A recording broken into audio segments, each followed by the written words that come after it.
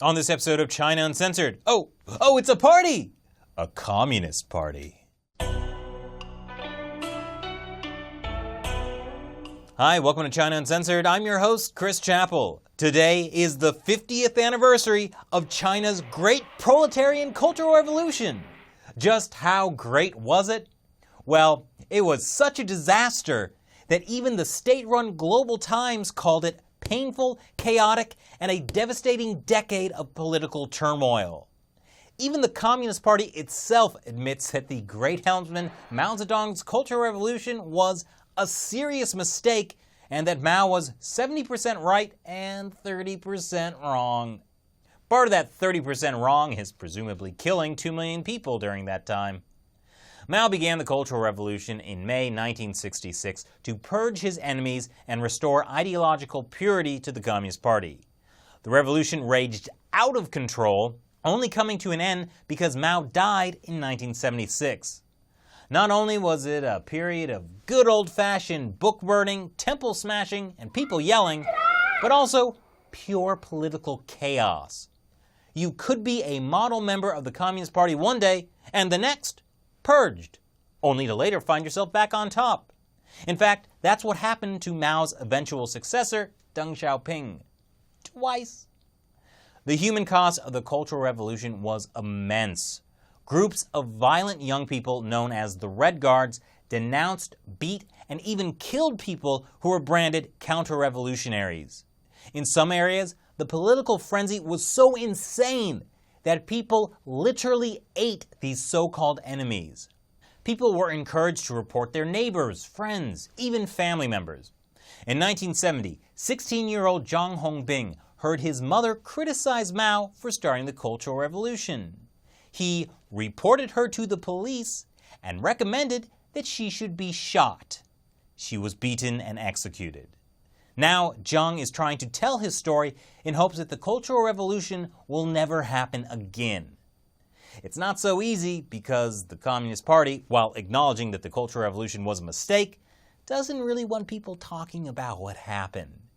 So it was a little surprising to suddenly see this. A massive patriotic concert featuring songs and imagery from the Cultural Revolution, complete with slogans like, "People of the world, unite and defeat the American invaders and their running dogs." Which kind of raises the question, whose idea was this concert? Amazingly, no one really seems to know.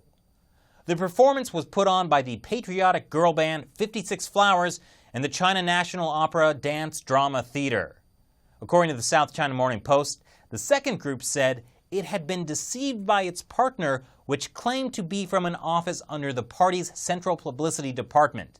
That would be the Central Propaganda Department office for the promotion of socialist core values, which apparently does not exist. State-run Global Times said, "We do not believe the show has any official backing." But it was held in the Great Hall of the People. That would be like saying a concert at the U.S. Capitol building had no official backing. Plus, several officials from the Central Propaganda Department were in the audience, and state-run media published articles about the concert, until they were deleted. But here's a hint at what's behind it. Giant picture of Mao Zedong, giant picture of Xi Jinping. Giant picture of Mao Zedong, giant picture of Xi Jinping. If I didn't know any better, I'd say someone is trying to make a comparison. And for Xi Jinping, that's a dangerous comparison for people to make. Ever since Mao, the party has been terrified of the thrall of a personality cult. Remember the last guy that tried to start one? Bo Xilai. He's now in jail for life.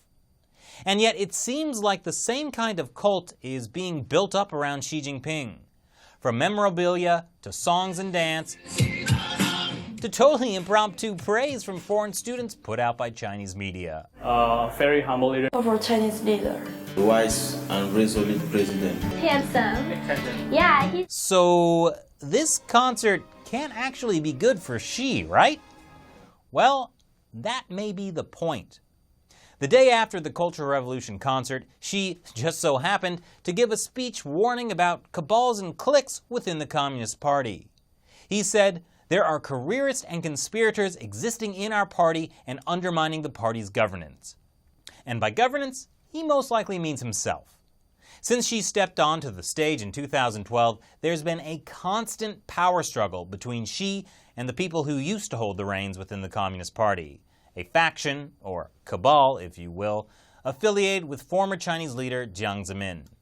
And it just so happens that many of the most powerful members of Jiang's old guard have been purged in Xi's so-called anti-corruption campaign.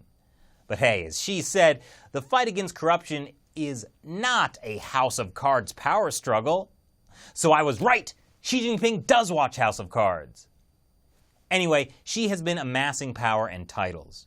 He just appointed himself as China's first ever commander-in-chief. So, is he the next Mao? Well, as Roderick McFarquhar, an expert in elite Communist Party politics, put it, Chairman Mao never needed titles. Everyone knew who was in charge. So, was this Cultural Revolution concert just a way for Xi's rivals to compare him to Mao so they could criticize and take him down? Might not be as far-fetched as it sounds. Liu Yunshan, the official in charge of China's propaganda, is one of Xi Jinping's biggest rivals. So, there's a mysterious concert at the Great Hall of the People in Beijing. It appears to have been approved in some way by the propaganda department. And it could make Xi Jinping look like a dangerous leader of a personality cult on the anniversary of the Cultural Revolution. Then, outrage over the concert, people blame a fake propaganda agency, censorship ensues. Evidence of a power struggle or inept political blundering? Leave your comments below. And if you like this episode, support China Uncensored on Patreon. Oh, and if you're interested in learning more about the Cultural Revolution, a China Uncensored fan is tweeting about it here. Once again, I'm Chris Chappell. See you next time. Welcome to China Uncensored. I am your host, Sarcastabot 3000. Until Xi Jinping came to power, the People's Liberation Army never had a joint command. Kind of important, right?